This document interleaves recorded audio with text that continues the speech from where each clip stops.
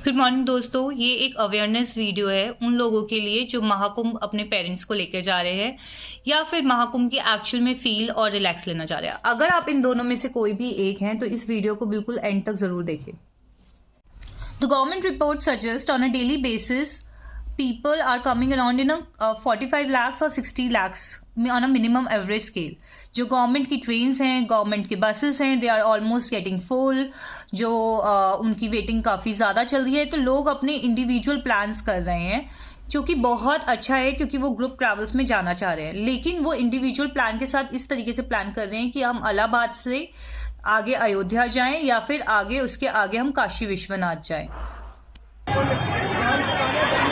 अब जरा आप सोचिए कि 45 लाख लोग आ रहे हैं, उसमें से ऑन एन एवरेज अगर उसका 50% भी, लेट्स से 20 लाख लोग भी आगे अयोध्या या फिर आगे वाराणसी जाने के लिए प्लान करते हैं। हालांकि गवर्नमेंट ने सारी तरफ से बहुत अच्छी से एडमिनिस्ट्रेशन को मैनेज किया हुआ है, ट्रैफिक को मैनेज करने की कोशिश कर रही है, बट क्योंकि इतने बसेस, इतनी इंडिविजुअल बसेस, गवर्नमेंट की अपनी बसेस, लोग अपने इंडिविजुअल व्हीकल्स को लेकर आ रहे हैं और उसके बाद वो आगे प्लान कर रहे हैं कि हम इलाहाबाद से अयोध्या जाएं, तो it is resulting in a huge traffic.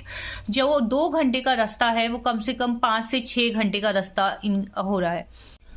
बात सिर्फ ट्रैफिक की नहीं है, ट्रैफिक के साथ साथ रहने की जगह जो है इन अयोध्या और वाराणसी में हालांकि बहुत सारी हैं, बट इतने सारे लोगों को मैनेज करने के लिए क्या वो प्रॉपर हैं? क्या आपको उसमें से जगह मिल पाएगी कि आप रहें? Resulting in a huge surge of the prices. Plus आप इलाहाबाद में, प्रयागराज में, क्योंकि बहुत ज़्यादा बैरिकेडिंग है, गाड़ियों को पहले ही कम से कम 10-12 किलोमीटर पहले ही रोक दिया जाता है, तो वहाँ से हालांकि ऑटोज और बाइक की सुविधा दी है गवर्नमेंट ने, बट वो भी सबके लिए प्रॉपर पूरी नहीं हो पा रही है। तो कभी लोगों को बहुत ज़्यादा पैदल जाना पड़ता है, जिसकी वजह से आपको कम से come on an average of 5 से 6 किलोमीटर पैदल चलना पड़ता है।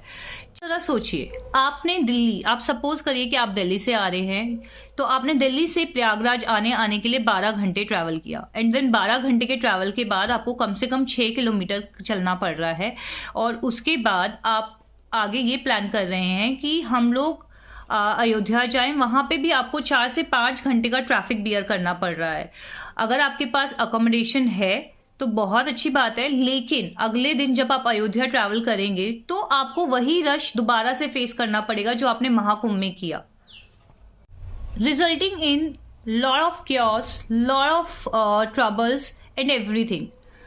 आपके पास, अगर आपको अयोध्या जाना है तो अयोध्या में बहुत सारी चीजें घूमने के लिए, राम जन्मभूमि, जनक भवन, केकई भवन, सरयू नदी, आप ये सारी चीजें अच्छे से कवर करिए। उसके लिए कम से कम आपको एक पूरा दिन चाहिए, एंड देन काशी विश्वनाथ में भी कम से कम आपको 2 दिन चाहिए। तो क्या आप एक्चुअली में अपने पेरेंट्स को इतने रश में, इतने हेक्टिक शेड्यूल में लेकर जाना चाहते हैं, या फिर उनको सिर्फ महाकुंभ में, जो कि 144 के साल के बाद ये संगम आया है, उसमें एक अच्छा स्नान करवाना चाहते हैं, उनको वो फील लेने देना चाहते हैं कि वो अच्छे से उस चीज को एक्सपीरियंस करें? वहां पे जो गुरु आए हुए हैं, जो अखाड़े हैं, आप उनमें जाकर उनको